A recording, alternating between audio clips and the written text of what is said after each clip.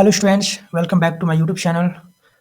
आज इस वीडियो में हम लोग क्लास 8 के साइंस सब्जेक्ट के जो अध्याय है कोशिका और अध्याय 2 धातु और धातु और अध्याय 3 जो कि आप लोगों का है सूक्ष्म जीव, उसके 10-10 मोस्ट इंपॉर्टेंट एमसीक्यूज इस वीडियो के अंदर हम लोग देखेंगे। So without wasting much time, let's get started. जितने भी एमसीक्यूज क्वेश्चन है, सारे एमसीक्यूज इंपॉर्टेंट है और आप लोगों के एग्जाम के पॉइंट ऑफ व्यू से बहुत ज़्यादा इंपॉर्टेंट है। ठीक है, तो without skipping this video, watch this video till the end. कोशिका का खोज करता कौन था? Options: Robert Hooke, Louis Pasteur, Schleiden, Schwann. आपके पास 5 सेकेंड्स है इस सवाल का जवाब देने के लिए।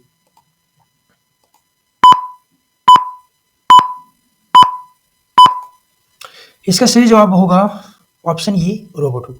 साथ ही साथ आप लोग को बता दें कि रॉबर्ट हुक जो है वो 1665 में मृत कोशिका का खोज किए थे और जीवित कोशिका का जो खोज किए थे वो थे एंटोनी लियोनहॉक ने, और उसने 1674 ईस्वी में जीवित कोशिका का खोज किया था। Let's move to the next question.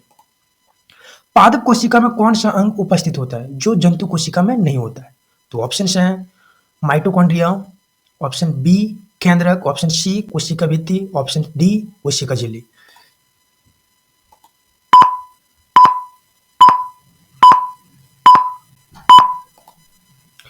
इसका राइट आंसर है ऑप्शन सी कोशिका भित्ति।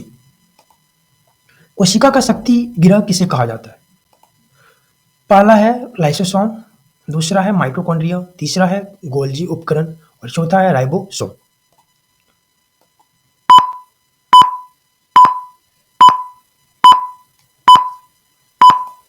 तो इसका सही जवाब होगा option B mitochondria. Next question. मनुष्यों में सबसे बड़ी कोशिका कौन सी होती है? ऑप्शन ए तंत्रिका कोशिका, ऑप्शन बी लाल रक्त कोशिका, ऑप्शन सी मांसपेशी कोशिका, ऑप्शन डी त्वचा कोशिका।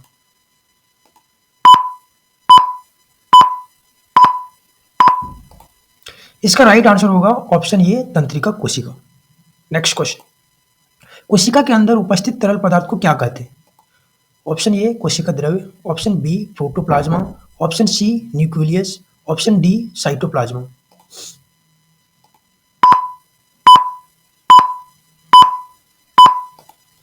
इसका राइट आंसर होगा cytoplasm, option D. Next. Prokaryotic कोशिकाओं में किसका अभाव होता है? ऑप्शन ए केंद्रक, ऑप्शन बी कोशिका झिल्ली, ऑप्शन सी कोशिका भित्ति, ऑप्शन डी साइटोप्लाज्मा।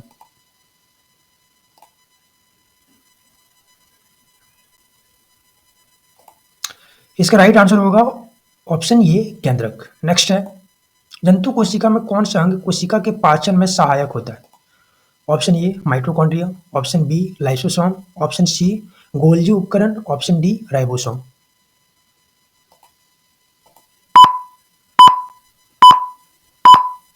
इसका राइट आंसर होगा ऑप्शन बी लाइसोसोम।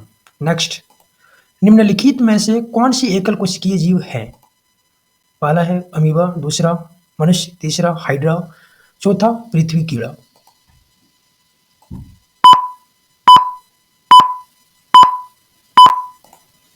इसका राइट आंसर होगा option A amoeba. Next. Ribosome का मुख्य कार्य क्या है?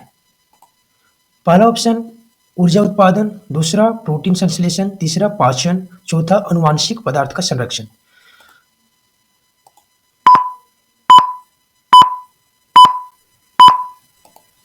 इसका राइट आंसर होगा ऑप्शन बी प्रोटीन संश्लेषण। नेक्स्ट। श्वसन में कौन सा कोशिकांग मुख्य भूमिका निभाता है?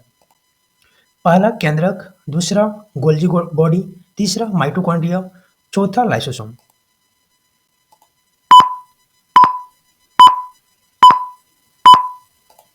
इसका राइट आंसर है ऑप्शन सी माइटोकॉन्ड्रिया।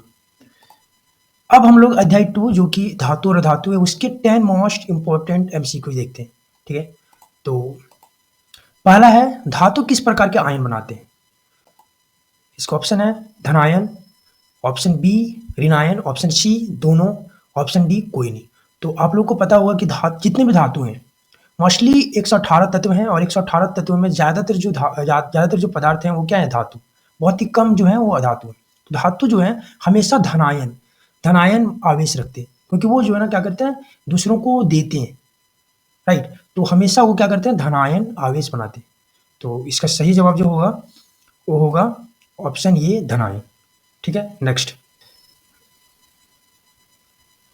निम्नलिखित में से कौन सा अधातु है?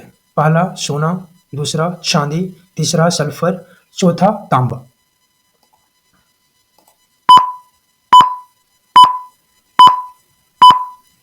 इसके राइट आंसर है ऑप्शन सी सल्फर।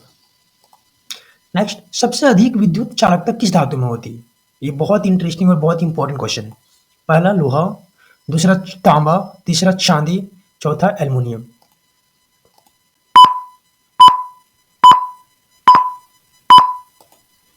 इसके राइट आंसर है ऑप्शन सी चांदी।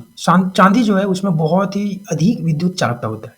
नेक्स्ट, धातु आमतौर पर किस अवस्था में पाई जाती है? ऑप्शन है ठोस, दूसरा है द्रव, तीसरा है गैस, चौथा है प्लाज्मा।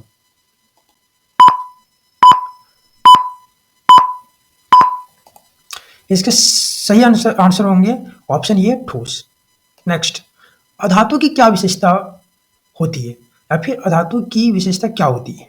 पहला ऊष्मा और विद्युत की अच्छी चालकता होता है, तो ये तो अधातु में नहीं होती है। निंदनीय और निंदनीय यहाँ पर होता है आघात वर्धीयता, और आघात वर्धिता और तन्यता जो है ये जो गुण होते हैं वो सिर्फ धातु में होते हैं। भंगुर और विद्युत के कुचालक, हाँ सही, ये सही लग रहा है ऑप्शन सी जो है भंगुर और विद्युत के कुचालक। ये भंगुर होते हैं और विद्युत के कुचालक होते हैं, सुचालक नहीं कुचालक होते हैं। तो इसके राइट आंसर हो जाएंगे ऑप्शन सी भंगुर और विद्युत के कुचालक। नेक्स्ट, हीरा किसका अपरूप है? ऑप्शन ग्रेफाइट का, दूसरा कार्बन, तीसरा सल्फर, चौथा फास्फोरस।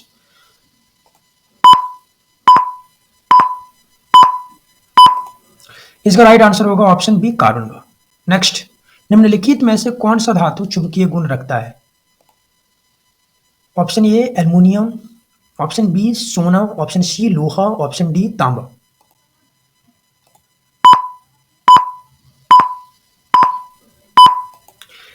इसका राइट आंसर होगा ऑप्शन सी लोहा।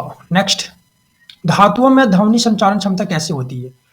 ऑप्शन ए अधिक, ऑप्शन बी कम, ऑप्शन सी शून्य, ऑप्शन डी मध्यम।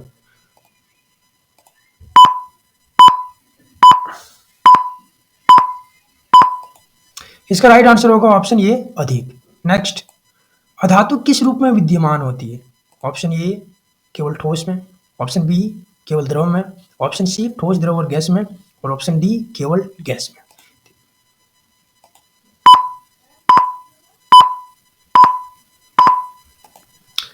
इसका राइट आंसर होगा ऑप्शन सी ठोस द्रव और गैस। अधातु जो है तीनों रूप में पाए जाते हैं, ठोस द्रव और गैस में। नेक्स्ट क्वेश्चन, कौन सा धातु विद्युत का चालक होता है? नेक्स्ट, इसका ऑप्शन है फास्फोरस, ऑप्शन बी हीरा, option C graphite and option D sulphur. आप लोग पढ़े होंगे कि अधातु जो है विद्युत का चालक नहीं करता है, विद्युत का कुचालक होता है, लेकिन एक ऐसा अधातु है जो विद्युत का चालक करता है।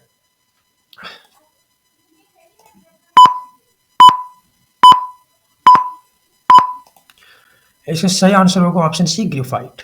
नेक्स्ट, अब हम लोग जो है ना अध्याय 3 जो है सूक्ष्म जीव, उसके 10 मोस्ट इंपॉर्टेंट एमसीक्यूज देखेंगे जो आप लोगों के जैकपॉट में पूछे जाने के बहुत ज़्यादा चांसेस हैं।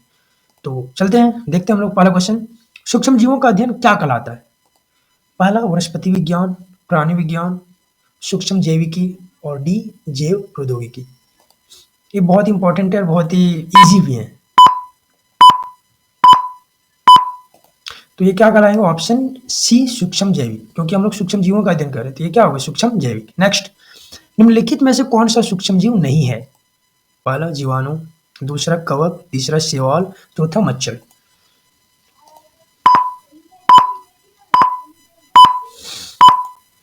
इसका राइट आंसर होगा ऑप्शन डी मच्छर। मच्छर जो है सूक्ष्म जीव नहीं है, इसको तुम लोग देख सकते हैं, वो भी अपने खुले आंखों से। नेक्स्ट, रोग पैदा करने वाले सूक्ष्म जीवों को क्या कहते हैं? पहला लाभकारी जीव, दूसरा रोगाणु, तीसरा एंटीबायोटिक्स, और चौथा प्रोटोजोआ।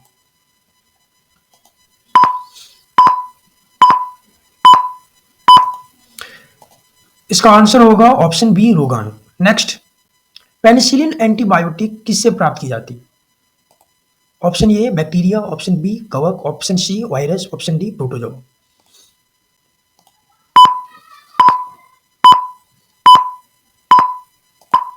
इसका राइट आंसर होगा ऑप्शन बी कवक। नेक्स्ट, इंसानों में मलेरिया किसके कारण होता है? Option A virus, option B bacteria, option C protozoa, option D कवक।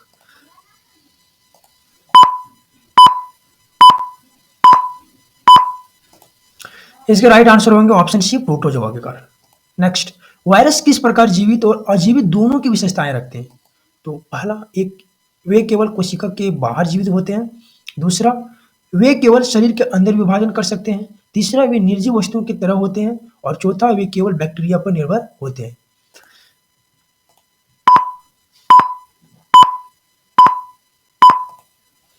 इसका करेक्ट आंसर होगा ऑप्शन बी, वे केवल शरीर के अंदर विभाजन कर सकते हैं। ठीक है। नेक्स्ट, लाभकारी सूक्ष्मजीवों का उपयोग किस उद्योग में किया जाता है?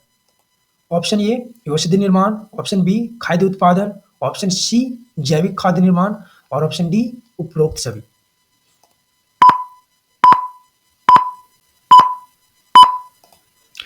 राइट आंसर होगा ऑप्शन डी उपरोक्त सभी। ये लाभकारी जो सूक्ष्मजीव है इसका उपयोग तीनों में किया जाता है, औषधि निर्माण में भी, खाद्य उत्पादन में भी और जैविक खाद्य निर्माण में भी। नेक्स्ट क्वेश्चन, किण्वन की खोज किसने की? ये बहुत इंपॉर्टेंट और बहुत ही इजी क्वेश्चन है। पहला अलेक्जेंडर फ्लेमिंग ने, दूसरा लुई पाश्चर, तीसरा रॉबर्ट हुक और चौथा Edward Jenner.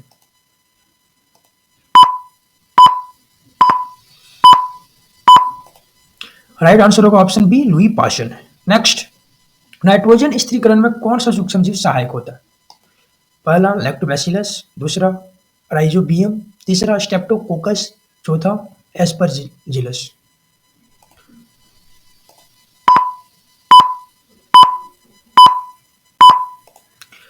Answer option B rhizobium. Next, tetanus रोग किस जीवाणु के कारण होता है? बहुत इंपॉर्टेंट क्वेश्चन है। Option A salmonella, option B clostridium tetani, option C bacillus subtilis, option D streptococcus. आपके पास 5 सेकेंड इस क्वेश्चन का जवाब देने के लिए। इसका राइट ऑप्शन होगा ऑप्शन बी क्लोस्ट्रीडियम टेटानी।